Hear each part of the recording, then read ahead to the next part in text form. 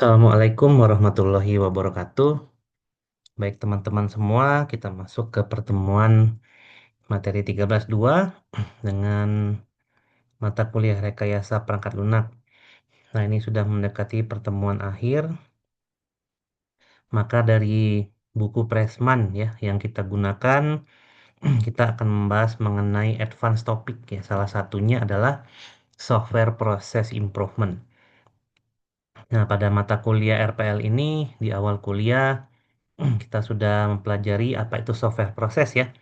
Jadi kita refreshing dulu, kita ingat-ingat lagi bahwa software proses itu adalah suatu rangkaian kegiatan ya dalam rekayasa perangkat lunak, di mana ada beberapa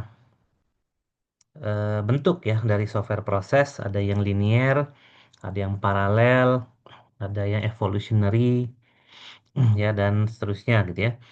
Nah, untuk masing-masing software proses itu kita mengambil dari beberapa referensi, ada referensi Pressman, Ian Sommerville, sama Eric Braud, di mana memang dari penjelasan tiga referensi itu agak sedikit berbeda ya. Namun yang kita ambil, yang kita sesuaikan pula dengan kondisi di Indonesia, kita mengambil yang Eric Braud. Jadi software proses itu ada activity di dalamnya gitu ya, di mana activity itu mulai dari yang pertama software requirement, kemudian design, coding implementation, kemudian software testing, deployment dan maintenance gitu ya. Nah, di sini adalah topik tentang advance mengenai software process improvement gitu ya. Jadi dari software proses yang dilaksanakan dalam suatu project itu khususnya untuk perusahaan yang memang produknya adalah perangkat lunak itu pasti akan selalu diimprove gitu ya. Untuk yang zaman sekarang itu kan yang paling terkenal itu adalah agile ya, menggunakan paradigma agile, di mana di situ ada beberapa manifesto dan beberapa ciri ya dari agile. Kita tahu ada perusahaan IT yang mendominasi ya di dunia ini, salah satunya adalah Google, ya salah lainnya adalah Meta dan seterusnya. Kita tahu Google itu produknya banyak sekali, mulai dari mesin pencari gitu ya, ada teknologi AI yang terbaru ini, kemudian ada YouTube, ada Google Classroom ya, Google Education, termasuklah Classroom tadi ya, ada Google Dokumen ya, spreadsheet dan seterusnya. Nah, banyak banget itu Google menghasilkan produk perangkat lunak ya. Ada Android juga gitu ya. Ada operation system juga Android, ada aplikasi beberapa dan seterusnya lah gitu ya. Nah, kita kembali lagi dalam sejarah Google. Saat Google pertama kali didirikan, sejarah yang sering kita dengar itu adalah bahwa Google itu didirikan di garasi gitu ya. Nah, saat Google didirikan di garasi, Google itu hanya membuat suatu aplikasi sederhana yaitu mesin pencari. Dengan satu aplikasi yang mereka ciptakan, pasti mereka juga mengadaptasikan practices yang ada ya dalam teori yang kita gunakan, mulai dari yang linear mungkin ya, mereka menggunakan apa waterfall gitu ya. Nah, makin ke sini mungkin bukan mungkin ya, tapi pasti Google sudah tidak menggunakan pendekatan tradisional lagi gitu ya. Tapi dia sudah mendekati pendekatan modern. Nah, kalau kita ingin bertanya atau kita ingin menjawab suatu pertanyaan kapan saatnya kita mengubah budaya kerja ya karena memang software proses itu identik dengan budaya bekerja ya dalam suatu proyek pembangunan perangkat lunak. Nah, di situ ada yang namanya proses evaluasi ya. Jadi udah pasti Google dan perusahaan IT lainnya itu selalu mengimprove software proses mereka sehingga itu akan bertemu dengan kondisi bisnis mereka. Mereka akan membuat suatu budaya kerja yang lebih modern, lebih powerful ya, lebih konsisten ya dan lebih-lebih lainnya tentu saja. Dan mereka pasti ya menggunakan ilmu dari software engineering ya. Tidak mungkin mereka menciptakan sesuatu itu tanpa dasar landasan ilmu yang pasti. Nah, produk mereka tidak hanya diciptakan tentunya, ada proses untuk berevolusi. Sebelum berevolusi, pasti akan ada penyesuaian fitur yang kita sebut sebagai salah satu dari proses maintenance gitu ya. Nah, kemudian seperti apa sih cara mereka bekerja di situ? Ya tentu saja mereka pasti akan memiliki metode ya untuk mengejar kualitas dari perangkat lunak yang mereka bangun. Nah, itu yang dimaksud dengan software process improvement gitu ya. Nah, di sini software process improvement itu adalah serangkaian aktivitas yang nanti akan apa mendasari ya dan akan menuju a better a better software process ke software process yang lebih baik daripada yang dilaksanakan sekarang gitu ya. Untuk tentunya bisa menjadi salah satu acuan untuk menciptakan perangkat lunak yang berkualitas tentunya. Ya, dan akan lebih bijak ya, in a more timely manner, dan akan lebih bijak dalam membuat perangkat lunak. Bijak di sini atau manner yang disebutkan di sini adalah dari sisi projectnya, dari sisi sumber dayanya, dari sisi keuangan dan seterusnya. Ya mungkin di awal kita ambil contoh deh gitu ya. Misalnya saya membuat software house, di awal saya mendapatkan project nih. Pasti saya akan mencari orang semuanya kontrak ya dengan jumlah SDM seminimal mungkin untuk menghemat budget. Ya makin project saya banyak, maka saya akan menambah orang yang lebih banyak lagi. Ya, lalu saya akan lebih mulai mencari project yang reasonable ya dari sisi biaya, SDM, waktu dan seterusnya. Kemudian saya growth gitu ya, perusahaannya growth, lalu saya rekrut pegawai, kemudian saya bikin produk sendiri ya dan seterusnya itu pasti akan ada improve dan makin ke sini itu saya akan semakin dewasa gitu ya.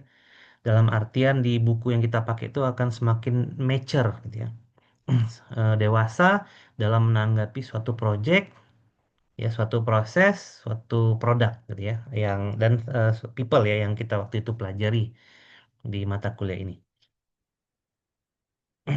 Nah, orang-orang yang akan menjadi apa ya yang namanya champion ya dalam software process improvement ini terdiri dari tiga grup biasanya. Ada technical manager, software engineer, dan individual yang mereka itu memang paham banget apa pekerjaan mereka dan mereka sadar mengerjakan itu dengan dasar tanggung jawab yang baik gitu ya.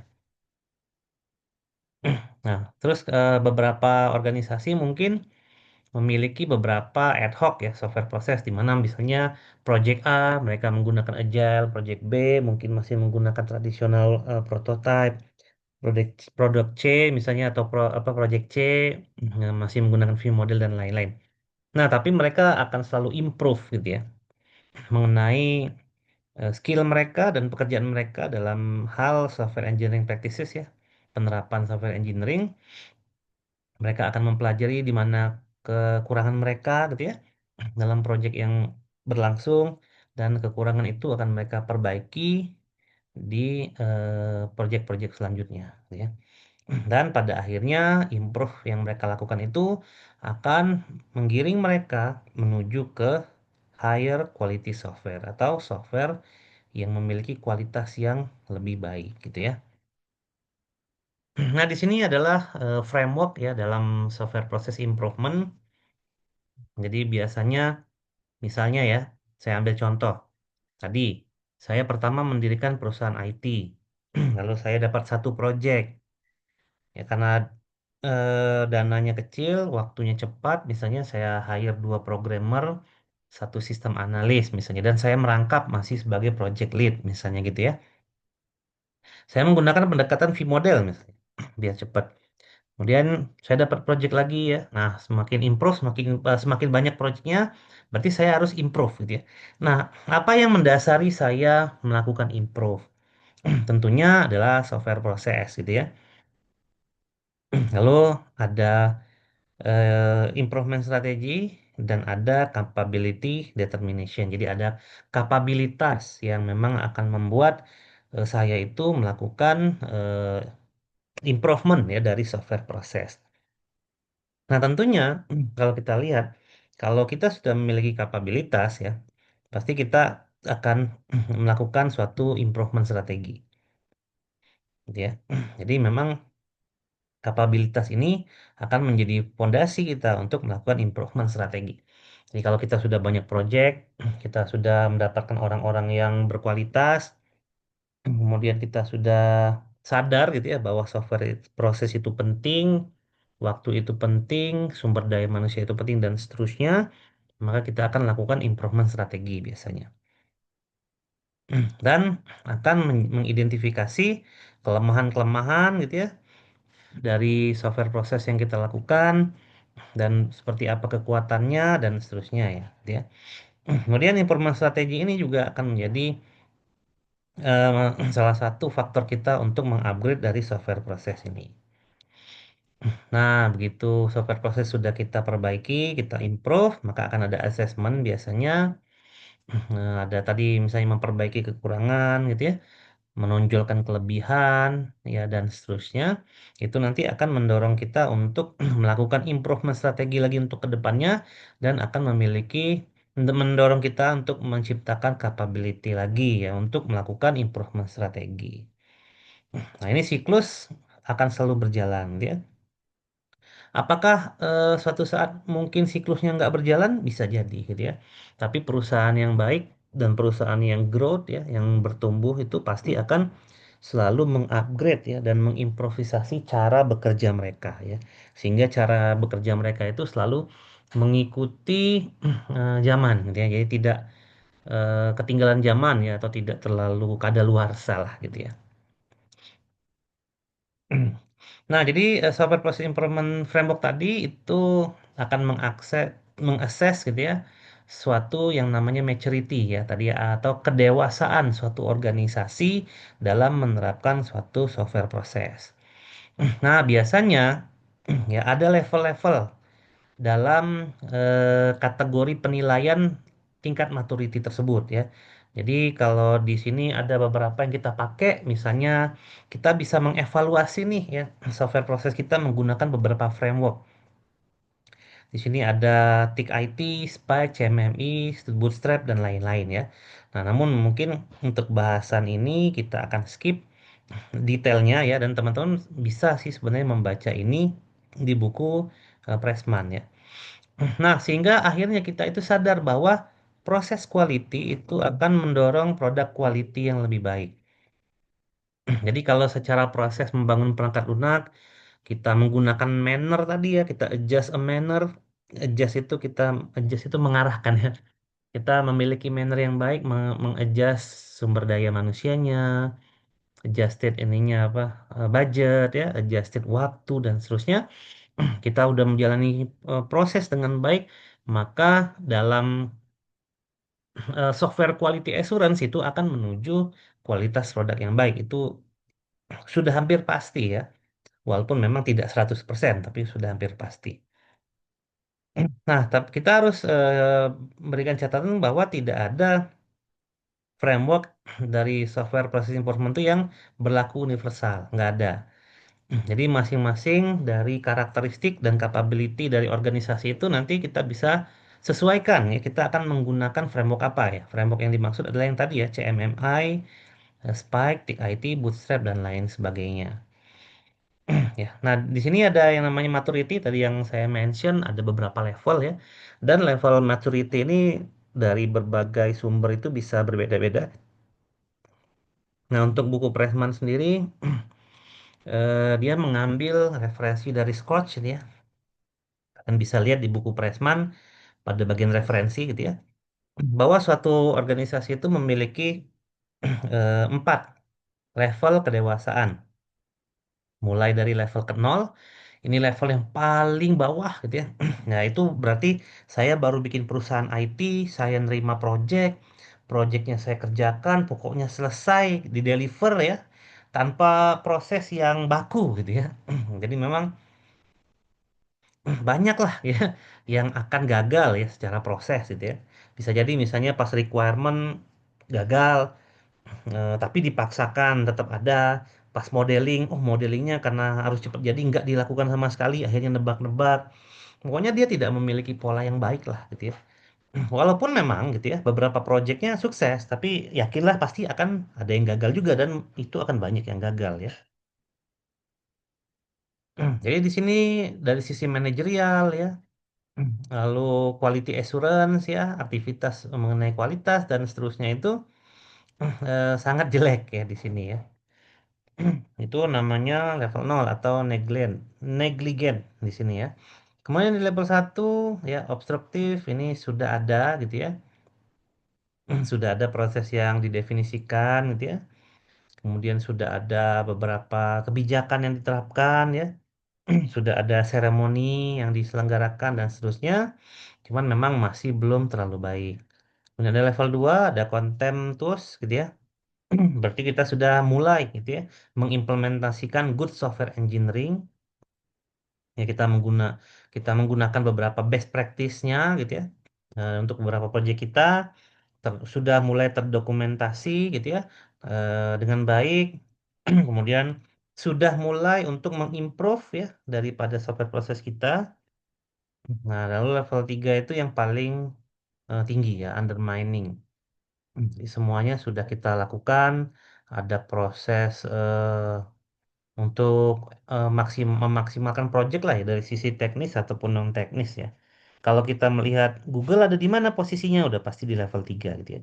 Nah, kalau saya baru membuat aplikasi, membuat software host ada di mana posisinya itu pasti di level 0 gitu ya. Nah, dari level 0 ke level 1 gimana caranya? Ya, kita kembali lagi kita gunakan misalnya CMMI. Misalnya saya sekarang berada di level 0.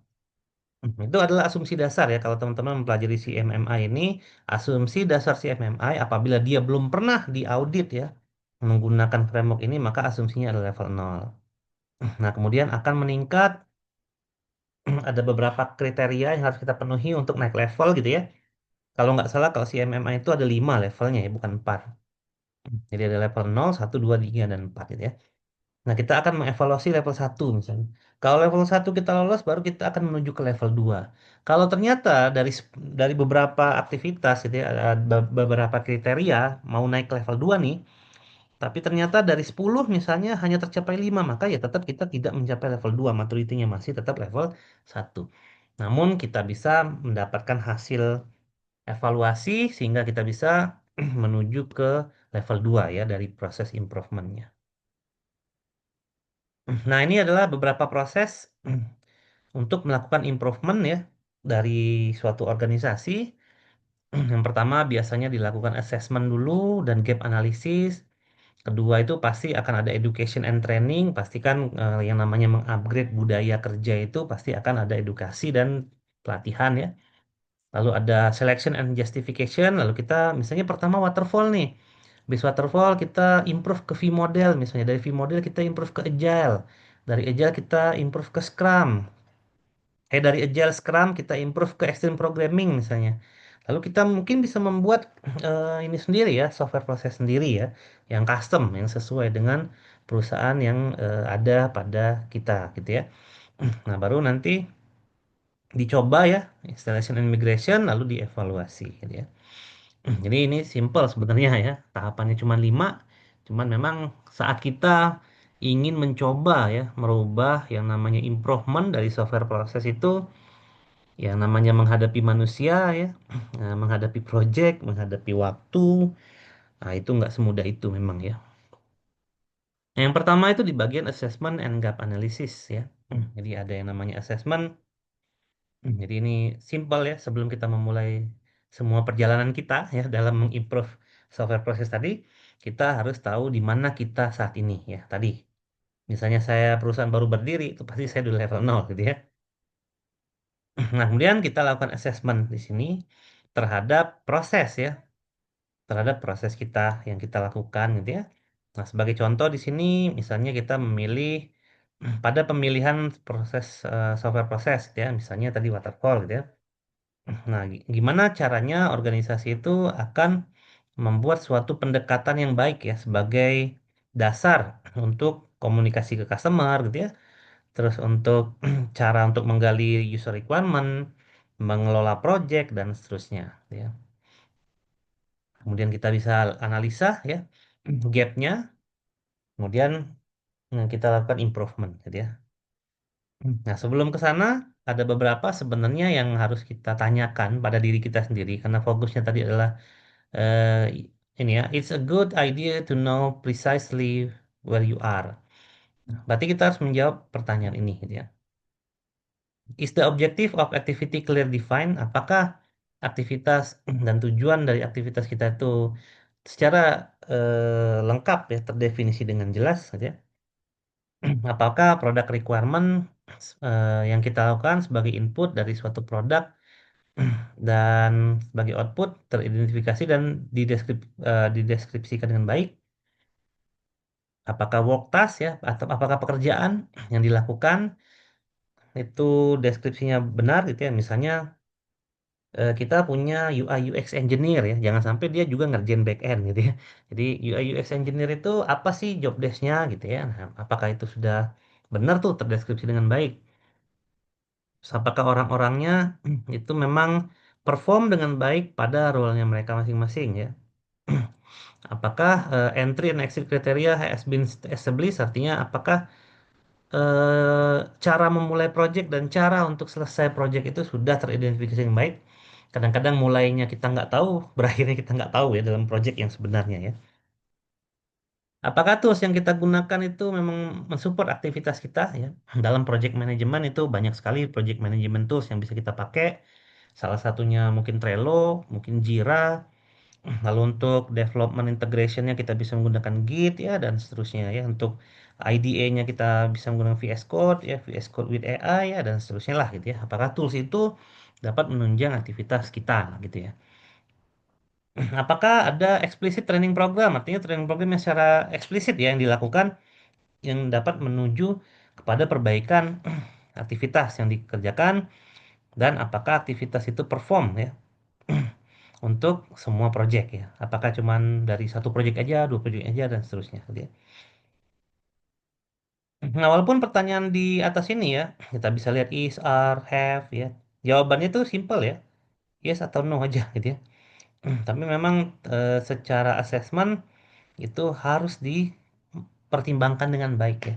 Jadi orang yang akan mengasesmen itu sebenarnya adalah pihak ketiga agar asesmen yang dilakukan itu semakin objektif. Ya kalau saya punya perusahaan, saya menilai perusahaan saya sendiri udah pasti bagus gitu ya. Nah, lalu ada perbedaan tuh gitu ya antara apa yang kita terapkan dengan best practice yang biasa orang lakukan.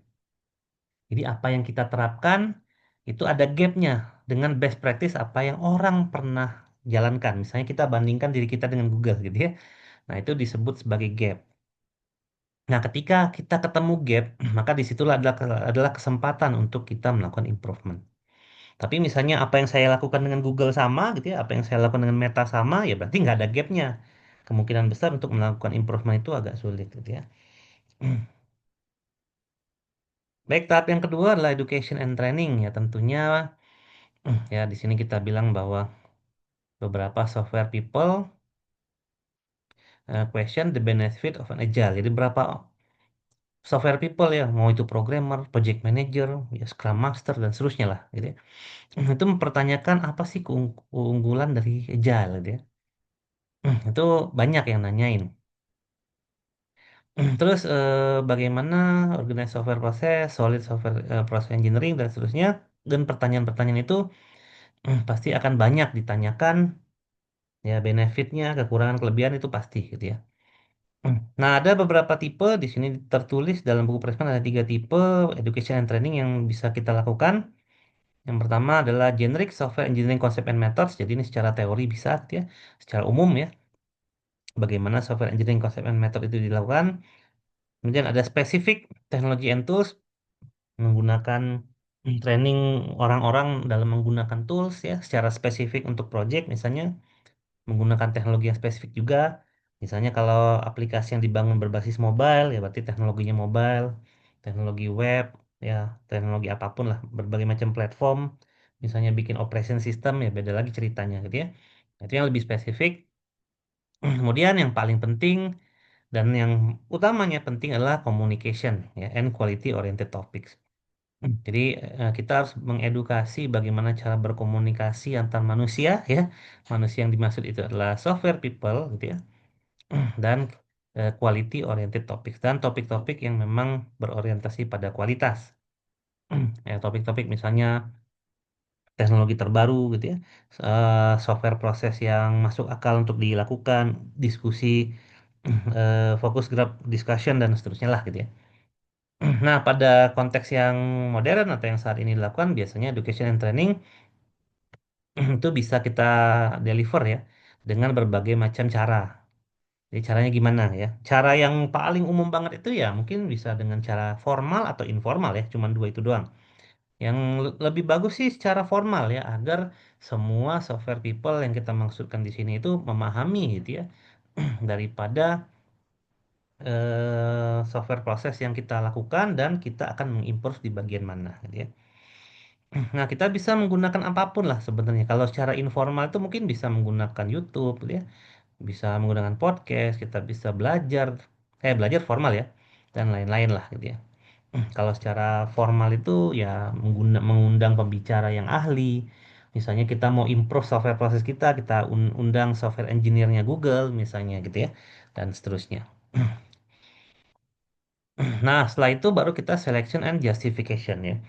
Jadi kita sudah melakukan assessment, udah, lalu kita mulai mengedukasi orang-orang bahwa penting untuk melakukan software proses improvement, kira-kira yang kita ingin lakukan improvement seperti apa dan seterusnya. Nah, kita akan memilih gitu ya dan menjustifikasi aktivitas yang akan kita ubah ya. Misalnya kita menggunakan Scrum nih. Scrum kita tuh ternyata kendala terus di dalam retrospektifnya. Nah, kita akan berubah seperti apa ya. Jadi di sini biasanya kita akan memilih proses model terlebih dahulu ya, yang empat tadi ya, sequence, paralel, iteratif atau evolutionary, yang cocok dengan organisasi kita, ya, yang cocok dengan stakeholder dan cocok dengan software yang kita bangun. Kemudian kita akan lihat ya framework itu dalam project yang kita sudah terapkan, ya kita catat ya mana yang merupakan kekuatan, mana yang merupakan kekurangan dan seterusnya. Nah, baru nanti kita lakukan assessment. Nanti menggunakan framework tadi ya, CMMI ya dan seterusnya tadi. Ya. Nah, nanti kita akan banyak membahas mana yang akan menjadi atensi fokus utama kita dalam suatu software proses yang nanti akan kita improve. Lalu kemudian kita develop dan adaptable work breakdown for each framework activity. Jadi kita akan menerapkan improvement dari framework activity yang kita laksanakan. Misalnya kita tadi di apa sprint retrospektifnya nih yang agak kurang kalau agile ya. Tapi kalau kita menggunakan pendekatan tradisional, misalnya software yang kita bangun itu hampir nggak pernah kita lakukan modeling ya, atau kita nggak pernah desain ya.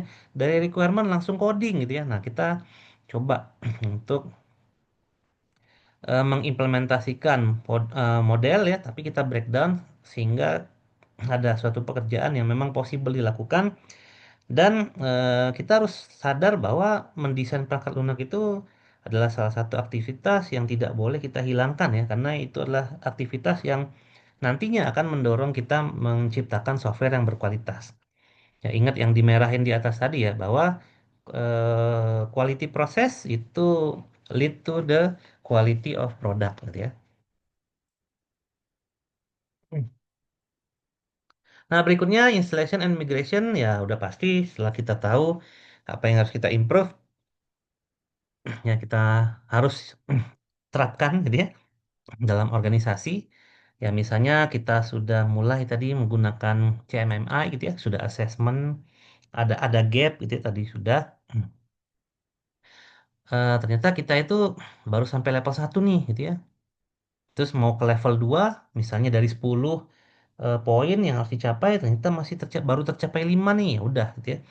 Kita masih proses level 1, tapi kita lihat dari 5 yang belum tercapai itu kita harus ngapain ya. Nah, kita coba kita eh, implementasikan di dalam proyek-proyek kita selanjutnya gitu ya. Mungkin selang 1 tahun, 2 tahun kita coba lagi untuk assessment ulang ya sesuai dengan framework yang di atas tadi, yang gambar gambar ini ya. Kalau ada determination of capability, artinya kita sudah yakin bahwa kapasitas kita udah cukup untuk melakukan improvement, ya kita lakukan improvement strategi lagi gitu ya.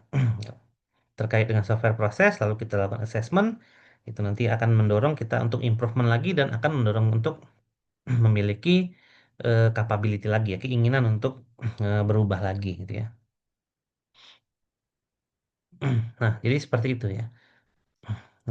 Sebaiknya memang ini dilakukan jangan dalam tempo yang cepat ya. Jadi kita membutuhkan mungkin waktu sesuai dengan tujuan organisasi lah ya biasanya. Ya ini itu mirip dengan seperti akreditasi lah kalau di kampus ya. Kalau akreditasi itu per 4 tahun ya, per 5 tahun. Nah kalau ini mungkin bisa per tahun, per 2 tahun atau sesuai dengan seperti apa sih budaya organisasi dalam melakukan improvement. Nah lalu yang kelima evaluasi gitu ya. Biasa ya, setiap aktivitas baru yang dilakukan kita coba evaluasi, kita bandingkan dengan yang sebelumnya. Kemudian kita tahu ya, dapat gap lagi gitu ya. Kalau yang pertama kan kita bandingin dengan Google dulu ya. Yang berikutnya kita bandingkan dengan diri kita yang masa lalu gitu ya. Lalu tetap sih kita bandingkan dengan perusahaan besar itu tetap ya, agar menjadi acuan kita. Tapi apakah perusahaan baru pertama kali didirikan tiba-tiba yang ingin software prosesnya setara Google ya itu sulit ya. Sulit. Yang pasti Google bisa seperti itu karena apa? Karena mereka memang improvementnya rutin, teratur ya, dan mereka tidak terburu-buru ya. Lalu mereka punya SDM yang bagus dan seterusnya lah. Itu banyak faktor ya. Yang pasti yang namanya proses itu ya dinikmati ya, jangan terlalu terburu-buru ya intinya itu. Nah, dalam software process improvement tentu ada resikonya, gitu ya udah pasti. Resikonya adalah resiko manajerial ya. Jadi improvement itu bisa jadi gagal ya. Biasanya sih kegagalan itu kebanyakan dari SDM-nya yang tidak siap, gitu ya. Dari sumber daya manusianya yang tidak siap berubah karena memang mereka ya tidak ingin berubah gitu ya. Memang kebanyakan kasus ini di orang Indonesia ya. Orang Indonesia ini agak susah untuk berubah gitu ya. Nah, ini beberapa resiko yang biasanya terjadi ya dalam buku Pressman disebutkan lack of management support yang pertama. Jadi misalnya ingin berubah pun itu harusnya disupport dari manajemen, tapi ya namanya manajemen itu kadang-kadang bukan kadang-kadang sih seringnya hanya memikirkan keuntungan saja ya. Padahal mereka harusnya sadar bahwa proses yang baik akan menghasilkan produk yang baik pula gitu ya. Nah, ini sebenarnya tidak hanya di Indonesia ya. Ini global masalahnya. Kemudian ada cultural resistance by technical staff. Nah, ini kultur yang kuat, yang susah ditembus gitu ya dari staff-staff yang teknis lah. Misalnya programmer, dia tuh punya kayak ya semacam kebiasaan yang itu sulit diubah gitu ya. Nah, itu juga sulit tuh. Kemudian jeleknya rencana untuk strategi dalam SPI ya. Jadi memang tidak ada rencana misalnya. Mau improvement tapi tidak terencana, tidak ada timeline, tidak ada strategi gitu ya. Jadi kayak serba dadakan ya itu ya yang menjadi resiko. Kemudian kebanyakan pendekatan SPI yang dipakai itu terlalu formal, itu juga menjadi resiko. Lalu kita memilih proses yang tidak appropriate ya, yang tidak bagus lah. Ya, kemudian memang ada banyak hal mengenai stakeholder yang mereka tuh pikir ngapain sih proses improvement itu apa software proses itu harus diimprove pokoknya jadi aja aplikasinya kira-kira itu ya isinya ya. Lalu kemudian budget budget ya karena memang yang namanya improve ya assessment dan seterusnya mengimplementasikan CMMA itu harus ada orang yang tersertifikasi ya tentunya untuk meminta asesmen dari pihak ketiga dari orang yang ter apa sertifikasi itu yang membutuhkan budget ya tentunya. Lalu lack of staff training, ya ini kebanyakan orang tuh tidak mau konflik biasanya dalam organisasi. Jadi ya mau training itu sulit ya. Terus tidak kestabilan organisasi itu juga bisa dan faktor lainnya lah ya macam-macam. Nah di sini dikatakan bahwa software organization tuh harus memanage resiko-resiko yang di atas. Ya, dan di sini ada 3 poin utama yang harus mereka pertimbangkan ya dalam meminimalkan resiko ya. Yang pertama kita prioritaskan SPI itu kita bikin roadmapnya, kita bikin misalnya tahun pertama, tahun kedua, tahun ketiga sampai tahun kelima misalnya itu ada proses improvementnya, baru nanti assessmentnya kapan dan seterusnya gitu ya. Kemudian ada di sini ya kita gunakan SPI activities yang benar ya dari assessment, education, selection, installation dan seterusnya tadi yang 5 tadi. Dan selama evaluation itu kita mengikuti ya panduan-panduan yang ada. Misalnya kita menggunakan CMMI gitu ya. Kita menggunakan apa aja tadi? Kita menggunakan Spike, TickIT, Bootstrap dan lain sebagainya. Nah, tapi biasanya yang digunakan orang itu adalah CMMI karena ini adalah framework yang paling apa ya paling oke lah gitu ya.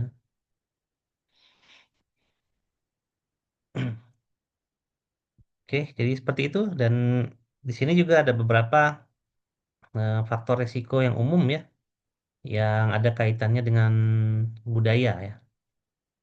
Yang pertama itu biasanya perubahan attitude yang sulit ya dilaksanakan ya. Kedua tuh mungkin dari experience ya dari orang-orangnya sendiri.